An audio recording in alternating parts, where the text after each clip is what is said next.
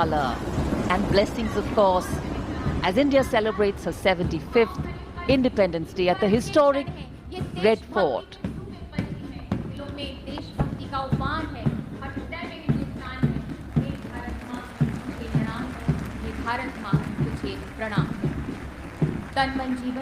स्वाधीनता दिवस समारोह के इतिहास में पहली बार आकाश से पुष्प वर्षा। की अखंड एकता के नायक ही नहीं, विश्व एकता के नायक भी हैं, कोटि कोटि जनों के जननायक भी हैं। हमारा आपसे विनम्र निवेदन है माननीय प्रधानमंत्री जी कि कृपया राष्ट्र को संबोधित करें। मेरे प्यारे देशवासियों, आजादी का अमृत महोत्सव 75वें स्वतंत्रता दिवस पर आप सभी को और विश्व भर में भारत को प्रेम करने वाले, लोकतंत्र को प्रेम करने वाले सभी को बहुत बहुत शुभकामनाएं। आज आजादी के अमृत महोत्सव के इस पावन पर्व पर देश अपने सभी स्वतंत्र सेनानियों को राष्ट्र रक्षा में अपने आप को दिन रात खपाने वाले, आहूत करने वाले वीर वीरांगनाओं को आज देश नमन कर रहा है।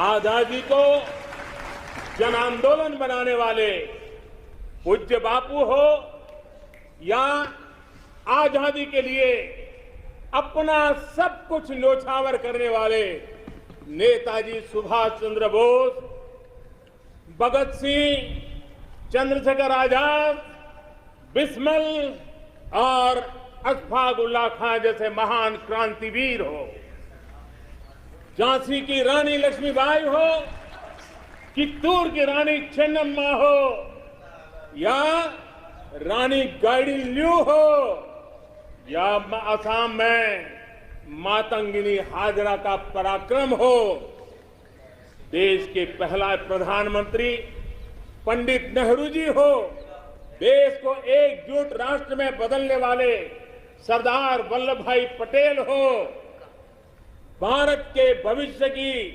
दिशा निर्धारित करने वाले, रास्ता तय कराने वाले बाबा साहब आंबेडकर सहित देश हर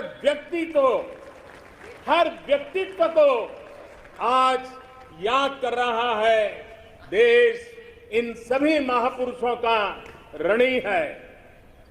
भारत तो बहुरत्ना वसुंधरा है और भारत के हर कोने में, हर कालखंड में अनगिनत लोगों ने, जिसके नाम भी शायद इतिहास की तवारीख में नहीं होंगे, ऐसे अनगिनत लोगों ने इस राष्ट्र को बनाया भी है, आगे बढ़ाया भी है। मैं ऐसे हर व्यक्तित्व का वंदन करता हूं, उनका अभिनंदन करता हूं। भारत ने सदियों तक मातृभूमि, संस्कृति और आजादी के लिए संघर्ष किया है। गुलामी की कसक, आजादी की ललक इस देश ने सदियों तक कभी छोड़ी नहीं। जय पराजय आते रहे, लेकिन मन मंदिर में बसी हुई आजादी की आकांक्षा वो कभी खत्म होने नहीं दी। आज इन सभी संघर्ष के पुरोधा, सदियों के संघर्ष के पुरोधा, उन सबको भी प्रणाम करने का वक्त है और वे प्रणाम के हकदार भी है। कोरोना वैश्विक महामारी, इस महामारी में हमारे डॉक्टर, हमारे नर्सेज, हमारे पैरामेडिकल स्टाफ, हमारे सफाई कर्मी वैक्सीन बनाने में जुटे, हमारे वैज्ञानिक हो, सेवा भावना से जुड़े हुए करोड़ों देशवासियों हो, जिन्होंने इस कोरोना के कालखंड में पल पल जन सेवा में समर्पित किया है, वे भी हम सबके वंदन के अधिकारी हैं। आज भी देश के कुछ इलाकों में बाढ़ है, भूस्खलन की हुए हैं, कुछ पीड़ादायक खबरें भी आती रहती हैं। कई क्षेत्रों में लोगों को जिस मुश्किल बढ़ा दी है, ऐसे समय केंद्र सरकार हो, राज्य सरकारें हो, सब उनके साथ मुस्तैदी के साथ खड़ी हुई है। आज इस आयोजन में, ओलंपिक में भारत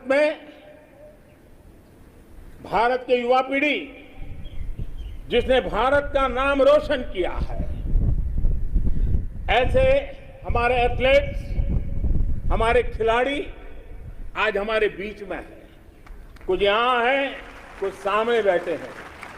मैं आज देशवासियों को, यहां मौजूद है उनको भी, और हिंदुस्तान के कोने कोने में जो इस समारोह में मौजूद है, उन सबको मैं कहता हूं कि हमारे खिलाड़ियों के सम्मान में आइए कुछ पल तालियां बजा करके उनका सम्मान करें। भारत के खेलों का सम्मान, भारत की युवा पीढ़ी का सम्मान, भारत को गौरव दिलाने वाले युवाओं का सम्मान, देश, करोड़ों देशवासी आज तालियों की गड़गड़ाहट के साथ हमारे इन जवानों का, देश की युवा पीढ़ी का गौरव कर रहे हैं, सम्मान कर रहे हैं। एथलीट्स ने विशेष तौर पर हम ये गर्व कर सकते हैं कि उन्होंने हमारा दिल ही नहीं जीता है, लेकिन उन्होंने आने वाली पीढ़ियों को भी, भारत की युवा पीढ़ी को भी प्रेरित करने का बहुत बड़ा काम किया है। मेरे प्यारे देशवासियों, हम आजादी का जश्न मनाते हैं, लेकिन बंटवारे का दर्द आज भी हिंदुस्तान के सीने को छलनी करता है। ये पिछली शताब्दी की सबसे बड़ी त्रासदी में से एक थी। आजादी के बाद इन लोगों को बहुत ही जल्द भुला दिया गया। कल ही भारत ने एक भावुक निर्णय लिया है। अब से हर वर्ष 14 अगस्त को विभाजन विभीषिका स्मृति दिवस के रूप में याद किया जाएगा।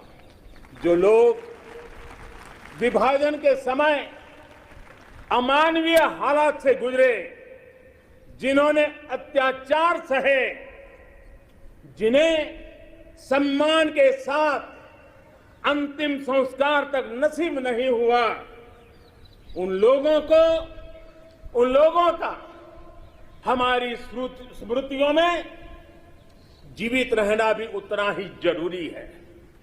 आजादी के 75वें दिवस, स्वतंत्रता के दिवस पर विभाजन विभीषिका स्मृति दिवस का तय होना, ऐसे लोगों को हर भारतवासी की तरफ से आदर पूर्वक श्रद्धांजलि है। मेरे प्यारे देशवासियों, प्रगति पथ पर बढ़ रहे हमारे देश के सामने और विश्व में पूरी मानव जात के सामने कोरोना का ये कालखंड बहुत बड़ी चुनौती के रूप में आया है। भारतवासियों ने बहुत संयम, बहुत धैर्य इसके साथ इस लड़ाई को लड़ा भी है। इस लड़ाई में हमारे सामने अनेक चुनौतियां थी, लेकिन हर क्षेत्र में हम देशवासियों ने असाधारण गति से काम किया है। हमारे वैज्ञानिकों ने, हमारे उद्यमियों की ताकत का ही ये परिणाम है कि भारत को वैक्सीन के लिए आज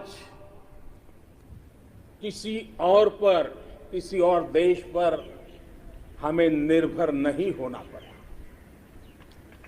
आप कल्पना कीजिए, पल भर सोचिए,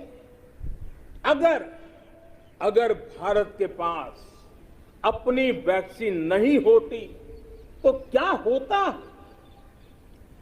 पोलियो की वैक्सीन पाने में हमारे कितने साल बीत गए थे।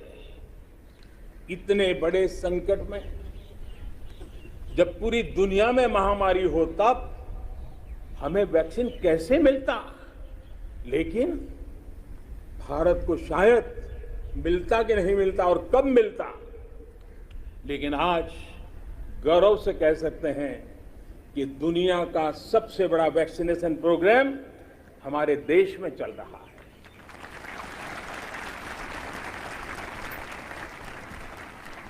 54 करोड़ से लोग, 54 करोड़ से ज्यादा लोग वैक्सीन डोज लगा चुके हैं। कोविन जैसी ऑनलाइन व्यवस्था, डिजिटल सर्टिफिकेट देने की व्यवस्था आज दुनिया को आकर्षित कर रही है।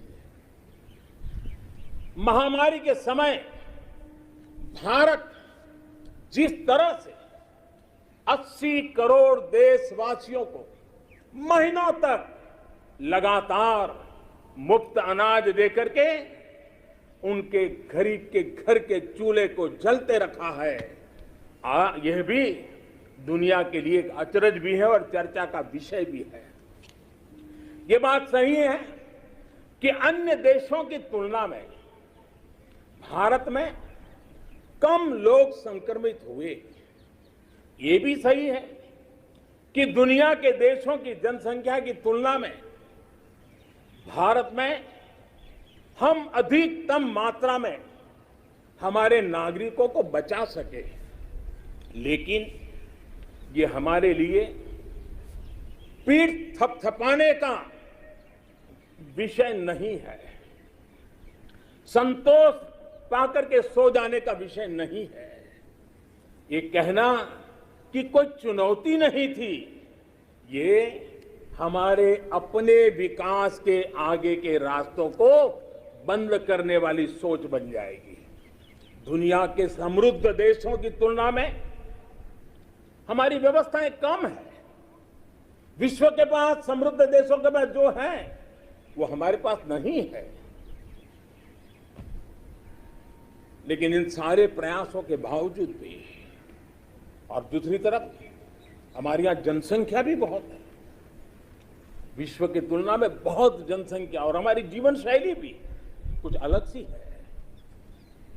सारे प्रयासों के बाद भी कितने ही लोगों को हम बचा नहीं पाए। कितने ही बच्चों के सिर पर कोई हाथ फेरने वाला चला गया। उसे दुलारने, उसकी जिद पूरी करने वाला चला गया। ये असहनीय पीड़ा, ये तकलीफ हमेशा से साथ रहने वाली है।